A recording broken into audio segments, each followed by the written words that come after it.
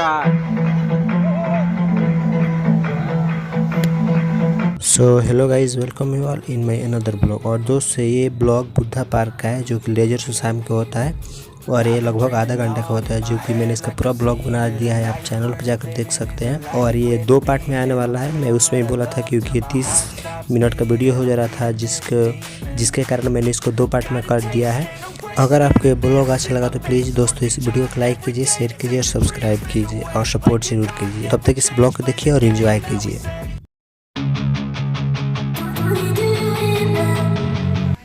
Show का भरपूर आनंद उठाएं। इतिहास के बीते दिनों में तो हम पीछे नहीं लौट सकते, पर हम ये तो देख सकते हैं कि हमने अपनी यात्रा कहां से शुरू की और कहां तक पहुंचे हैं। तो चलिए बिहार के इतिहास को समझने की कोशिश करते हैं। बिहार ने सभ्यता के इतिहास के हर चरण में भौतिक उपलब्धियों पर दार्शनिक उपलब्धियों को वरीयता दी है। यही कारण है कि हर संक्रमण के दौर में लोगों ने बिहार की तरफ रुख किया।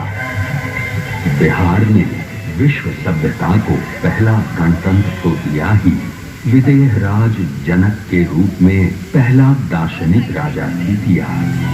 ये भी विश्व सभ्यता में एक अद्भुत उदाहरण है कि जिस बिहार में आस्तिक दर्शन का सूत्रपात हुआ, उसी भूमि पर जैन एवं बौद्ध जैसे अन्य दर्शनों का भी सूत्रपात हुआ।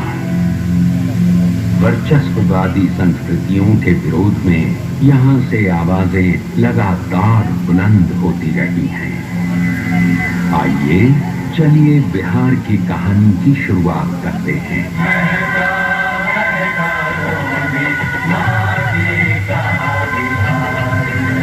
शताब्दियों पूर्व बिहार के ऋषि विश्वामित्र ने भारतीय सभ्यता और संस्कृति को तत्कालीन संकीर्ण और रूढ़ मानसिकता से ऊपर उठाकर एक नई चेतना दी। विश्वामित्र ऋग्वेद के अनेक मंत्रों के रचयिता थे। उनका आश्रम आज के बक्सर जिले में स्थित था। राम और लक्ष्मण को लेकर उत्तर बिहार में स्थित विदेह की सीता से मिलाने का काम विश्वामित्र ने ही किया। लोग जब अपने जीवन के सच, औचित्य, संवेदना और विडंबनाओं का प्रतिबिंब किसी व्यक्तित्व में पाने लगते हैं तो उससे हद तोड़कर जुड़ने लगते हैं। सीता एक ऐसा ही व्यक्तित्व लेकर पैदा हुई। सीता ने अपने व्यक्तित्व से संपूर्ण नारी जगत को वो विश्वास दिया जहां उसे कभी अग्नि परीक्षा नहीं देनी होगी। बिहार की कहानी को थोड़ा आगे बढ़ाते हुए महाभारत काल में आते हैं। इस काल के 2 महान योद्धाओं को याद कर लेना जरूरी है। पहले मगध के जरासंध और दूसरे अंगराज कर्ण, जो कि वर्तमान भागलपुर जनपद के राजा थे। भागलपुर में कर्ण का किला पुरातात्विक धरोहर के रूप में आज भी मौजूद है। क्योंकि कर्ण किसी राजघराने के वारिस नहीं थे, इस कारण उन्हें पग पग पर अपमान का घूंट पीना पड़ा था। वो एक महान धनुर्धर होने के साथ साथ महादानव्रती भी थे और इस व्रत की रक्षा में ही उन्हें जान गंवानी पड़ी थी।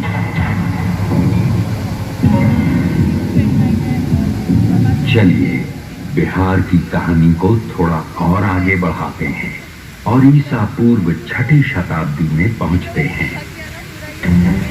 विश्व के इतिहास में ये वो दौर था जब पुरानी मान्यताओं को चुनौती दी जा रही थी। चीन में कन्फ्यूशियस, यूनान में सुकरात और भारत में बिहार की भूमि से महावीर और बुद्ध के दर्शन का नवोन्मेष हो रहा है। भगवान महावीर राजघराने में जन्म लेने के बावजूद बचपन से ही सांसारिक जीवन से विरक्त रहना चाहते थे।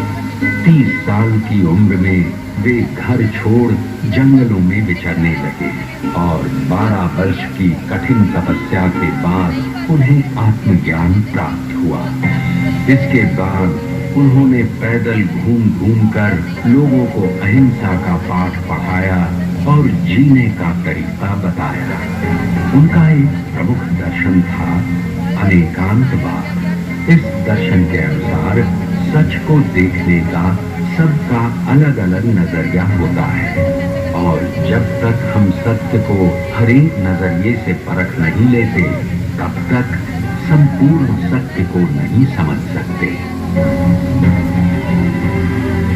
जब महावीर स्वामी केवल ज्ञान की शिक्षा दे रहे थे, लगभग उसी समय एक और महापुरुष सिद्धार्थ गौतम मगध के जंगलों में ज्ञान प्राप्ति के लिए घोर तपस्या में लीन थे।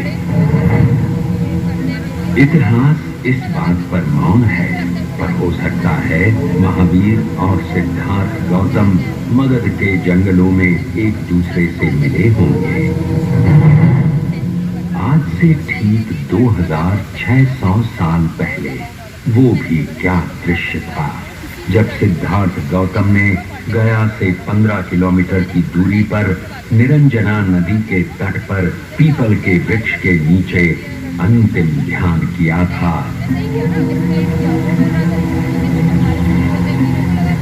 और माया के सम्राट मार ने अपने सारे दंजों को उन पर छोड़ा था और धरती उस संघर्ष की साक्षी बनी।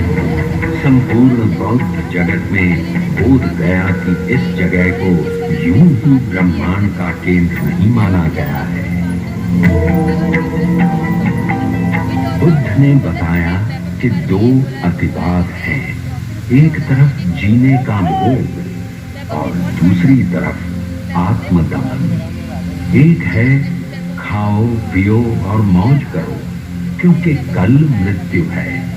दूसरा कहता है सारी इच्छाओं को मार डालो क्योंकि इसी के कारण पुनर्जन्म लेना पड़ेगा। उन्होंने इन दोनों रास्तों को छोड़ने को कहा। वे मध्यम मार्ग के विश्वासी थे, जो न प्रवृत्तिवाद है न निवृत्तिवाद। अब हम बात करते हैं मगध के राजा बिंबिसार की। ईसा पूर्व 6वीं शताब्दी में देश छोटे छोटे जनपदों में बटा हुआ था, पर बिंबिसार के नेतृत्व में पहली बार मगध एक साम्राज्य के रूप में विकसित हुआ। जैन और बौद्ध दोनों राजा बिंबिसार को अपने करीब मानते थे। इन्हीं दिनों गंगा के उस पार वैशाली में लिच्छवियों का गणराज्य स्थापित था। वहां की आम्रपाली अपनी सुंदरता, नृत्य कला, गायन वादन के लिए विश्व प्रसिद्ध थी। भरपूर वैभव के बावजूद उसने बुद्ध की शिष्या बनना स्वीकार किया और अपनी संपत्ति संघ को दान में दे दी।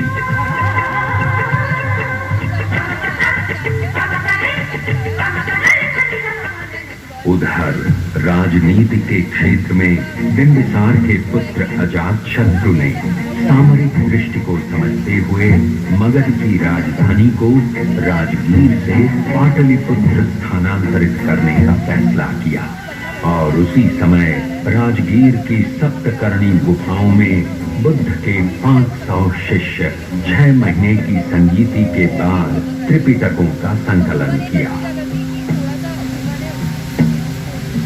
बिहार की कहानी को और आगे बढ़ाते हैं और ईसा पूर्व 3री सदी के पाटलिपुत्र में पहुंचते हैं। अरे ये क्या, यूनान का राजदूत मेगास्थनीस यहाँ प्रवासी जीवन बिता रहा है। गंगा तट का ये शहर करीब 9 मील लंबा है और 1.5 मील चौड़ा है, जो कि तत्कालीन रोम से कम 2 गुना बड़ा है। शहर चारों ओर लकड़ी की दीवारों से घिरा है। लगभग 570 बुर्ज हैं और आने जाने के लिए 64 दरवाजे बने हुए हैं। शहर के चारों ओर सुरक्षात्मक खाई है। लोगों की जो शान और शौकत है वो संसार में कहीं भी नहीं है।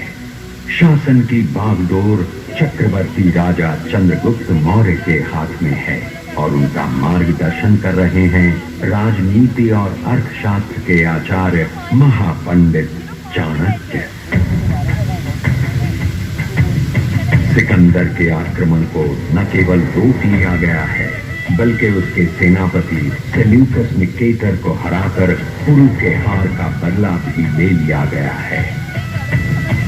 खैबर से लेकर बंगाल तक शासित ये प्रदेश ही पहली बार भारत का मानचित्र बनाता है।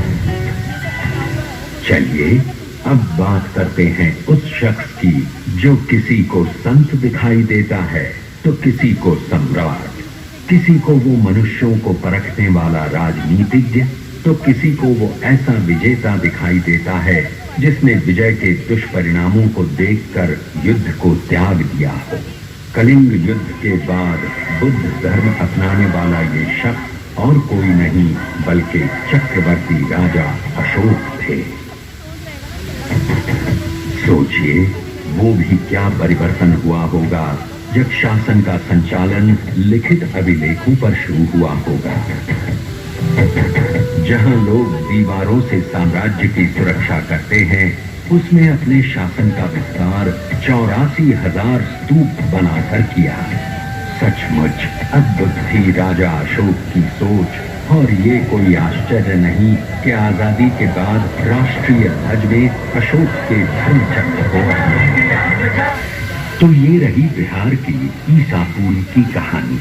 अब हम चलते हैं प्रथम शताब्दी के उस काल में जब वाल्मीकि रामायण का पुनर्गान और महाभारत का पुनर्पाठ हो रहा था।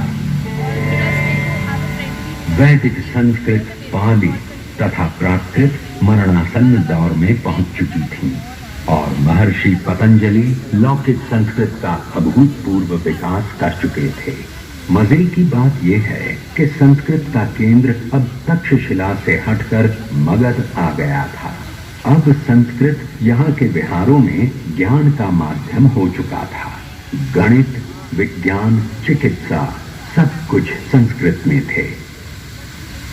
सिल्क मार्ग का विकास हो चुका था और एशिया के विभिन्न देशों से लोग यहाँ खिंचे चले आ रहे थे।